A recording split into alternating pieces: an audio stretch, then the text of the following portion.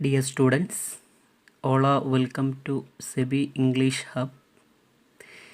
ഇന്ന് നമ്മൾ ഡിസ്കസ് ചെയ്യുന്നത് +2 ഇംഗ്ലീഷ് ക്വസ്റ്റ്യൻ പേപ്പറിൽ സാധാരണയായി റിപ്പീറ്റഡായി വരുന്ന ഒരു ഇമ്പോർട്ടൻ്റ് ക്വസ്റ്റ്യനാണ് letter of application and resume.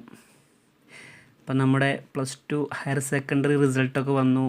ഏകദേശം ഇംഗ്ലീഷിലൊക്കെ ആൾക്കാരൊക്കെ പാസ്സായിട്ടുണ്ട്. പക്ഷേ എന്നിരുന്നാലും ചില കുട്ടികൾ ഇംഗ്ലീഷ് സബ്ജക്റ്റിൽ ഫെയിലായിട്ടുമുണ്ട്. നമ്മൾ വിചാരിക്കുന്നത് പോലെ ഏറ്റവും ഒരു ടഫസ്റ്റായ എക്സാമല്ല ഇംഗ്ലീഷ് എക്സാം.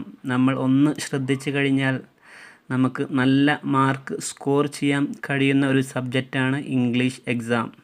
മനസ്സിലാവുന്നുണ്ടല്ലോ. സാധാരണയായി ഇംഗ്ലീഷിൽ നിരവധി റിപ്പീറ്റഡായി വരുന്ന കുറേ ക്വസ്റ്റ്യൻസ് വരാറുണ്ട്. അതിൻ്റെ ഫോമാറ്റ് പഠിച്ചു കഴിഞ്ഞാൽ തന്നെ നമുക്ക് എന്ത് ചെയ്യാൻ പറ്റും?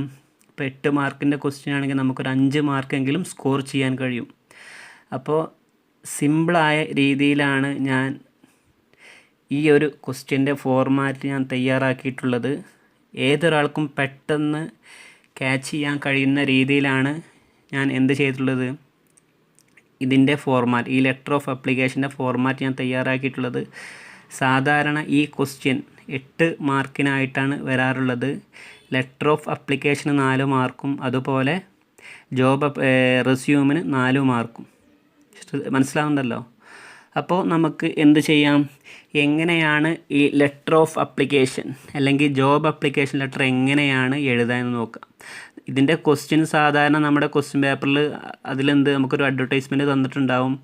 ആ ഒരു പോസ്റ്റിലേക്ക് ഒരാളെ ആവശ്യമുണ്ട് എന്ന് പറഞ്ഞുകൊണ്ടും പിന്നെ അതിലേക്ക് നമ്മൾ എന്ത് ചെയ്യുക, ഒരു ലെറ്ററും അയക്കുക, ലെറ്റർ ഓഫ് അപ്ലിക്കേഷനും അയക്കുക, പിന്നെ ഒരു റെസ്യൂമും അയക്കുക. റെസ്യൂം എന്ന് പറഞ്ഞാൽ ഒരാളെ പറ്റി ഡീറ്റെയിൽസ്, മനസ്സിലായോ? അദ്ദേഹത്തിൻ്റെ education, qualification, name, address, experience, skill, അതാണ് എന്ത് റെസ്യൂം.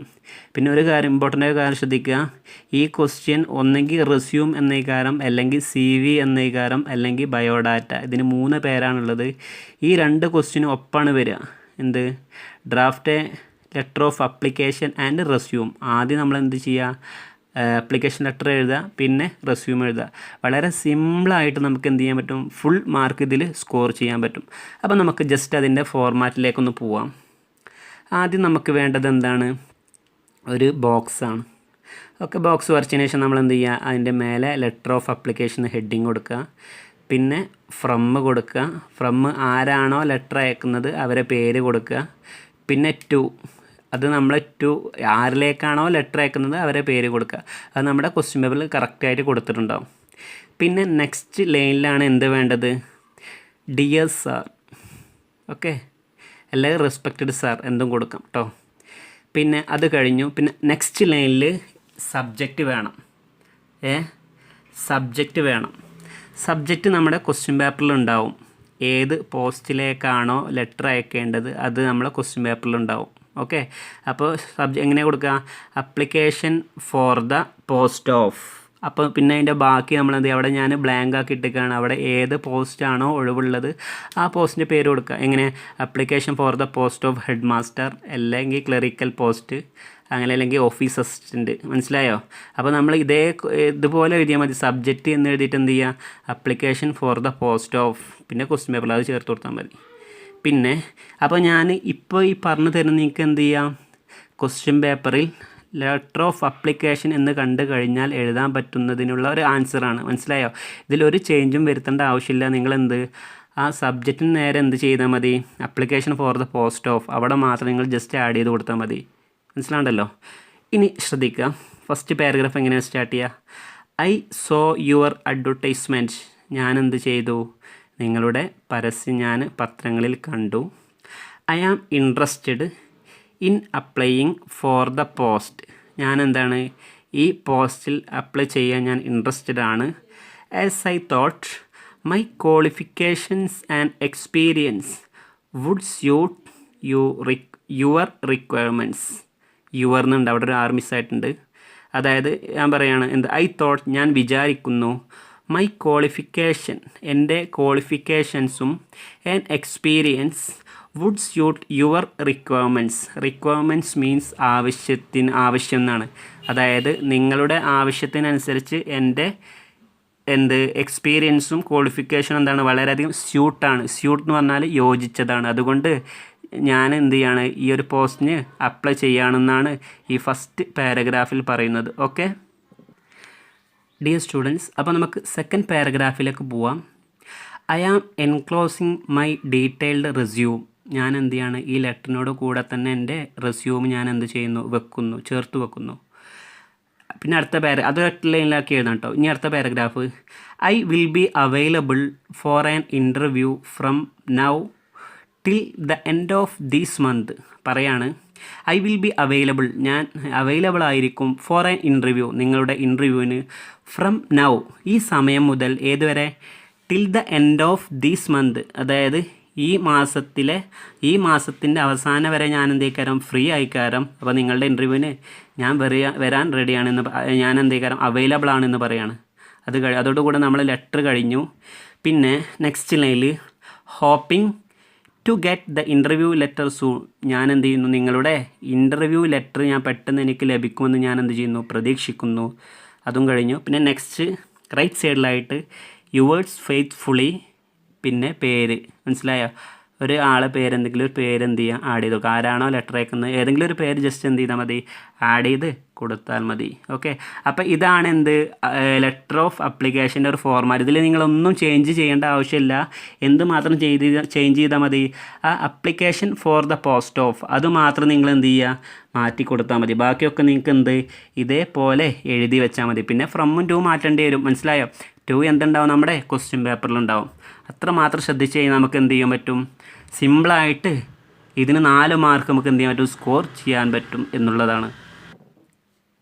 ഈ സ്റ്റുഡൻസ്, അപ്പോൾ അതിൻ്റെ കൂടെ തന്നെ എഴുതേണ്ട അടുത്തൊരു ആൻസറാണ് റെസ്യൂം എന്ന് പറയാം, CV എന്ന് പറയാം, ബയോഡാറ്റ എന്ന് പറയാം. 3 പേരാണ് ഇതിനുള്ളത്. അതിൽ ശ്രദ്ധിക്കട്ടെ, ഇതൊക്കെ സിമ്പിളായിട്ട് നമുക്ക് എന്ത് ചെയ്യാം, 4 മാർക്ക് സ്കോർ ചെയ്യാം. മനസ്സിലായോ, ബൈഹാർട്ട് ചെയ്യാനും വളരെയധികം ഈസിയാണ്. ആദ്യം വേണ്ടത് ഒരു ബോക്സ് വേണം, മനസ്സിലായോ. ആദ്യം നെയിം, ഏതെങ്കിലും ആ പേര് കൊടുക്കുക. അതായത് നമ്മൾ അപ്ലിക്കേഷൻ ലെറ്ററിൻ്റെ താഴെ ആരെ പേരാണോ കൊടുത്തിട്ടുള്ളത് അവരെ പേരെന്നെ ആയിരിക്കണം കേട്ടോ. ജോസഫ്. പിന്നെ age and date of birth, ഞാൻ ഡോബ് എന്ന് എഴുതിയിട്ടുള്ളൂ. ഡേറ്റ് ഓഫ് ബർത്തിൻ്റെ ഷോർട്ട് ഫോമാണ് ഡോബ് കേട്ടോ. ഒരു ഡേറ്റ് ഓഫ് ബർത്ത് കൊടുക്കുക. പിന്നെ നാഷണാലിറ്റി പറഞ്ഞാൽ ഏത് രാജ്യക്കാരനാണ്, ഇന്ത്യൻ. പിന്നെ മാരിറ്റൽ സ്റ്റാറ്റസ്, അദ്ദേഹം മാരീഡ് ആണോ സിംഗിൾ ആണോ. പിന്നെ എഡ്യൂക്കേഷണൽ ക്വാളിഫിക്കേഷൻ എന്ന് പറഞ്ഞാൽ ഏതൊക്കെയാണ് വിദ്യാഭ്യാസപരമായ യോഗ്യതകൾ ഏതൊക്കെയാണ് SSLC with A+ in all subject. പിന്നെന്താണ് +2 വിത്ത് A ഗ്രേഡ്.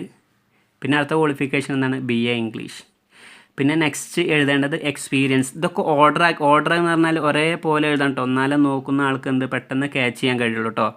പിന്നെ എക്സ്പീരിയൻസ്, എന്താണ് experienced, worked as an English ടീച്ചറായിട്ട് ഞാൻ ജോലി ചെയ്തിട്ടുണ്ട്.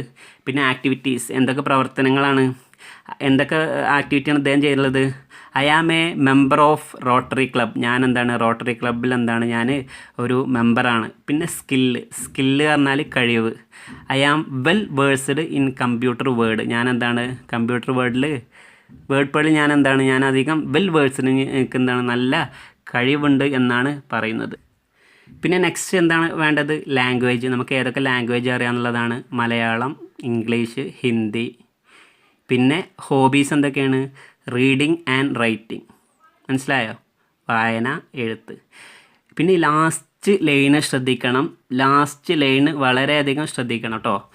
ഐ സർട്ടിഫൈ ദാറ്റ്, ഞാൻ ഉറപ്പിക്കുന്നു ദ ഇൻഫർമേഷൻ ഗിവൺ എബവ്, ഈ മുകളിൽ പറഞ്ഞ ഇൻഫോർമേഷൻ ഈസ് കറക്റ്റാണ്. ഇതൊന്നും റോങ് അല്ല, കറക്റ്റാണ് എന്ന് പറയാണ്. പിന്നെ പേര് എഴുതുക, ജോസഫ് എന്നെഴുതുക. അപ്പോൾ എത്രമാത്രം സിമ്പിളായിട്ട് നമുക്ക് എന്ത് ചെയ്യാൻ പറ്റും, 8 മാർക്ക് പെട്ടെന്ന് സ്കോർ ചെയ്യാൻ പറ്റും. ഒരു റിസ്ക്കും ഇല്ല, നമ്മൾ ജസ്റ്റ് ഇതൊന്ന് ബൈഹാർട്ട് ചെയ്ത് വെച്ചാൽ മതി, മനസ്സിലായോ. അതോടുകൂടെ നമുക്ക് ഈ ഒരു ക്വസ്റ്റ്യൻ വന്നു കഴിഞ്ഞാൽ 8 മാർക്ക് നേടാൻ പറ്റും. പിന്നെ ക്വസ്റ്റ്യൻ എങ്ങനെ വരിക, 2 വരും കേട്ടോ. ആദ്യം അപ്പോൾ നമ്മൾ എന്താണ് എഴുതേണ്ടത്, അപ്ലിക്കേഷൻ ലെറ്ററാണ് എഴുതേണ്ടത്. പിന്നെ നെക്സ്റ്റ് ആണ് എഴുതേണ്ടത്, റെസ്യൂം എഴുതേണ്ടത്. Okay, thank you for watching my video.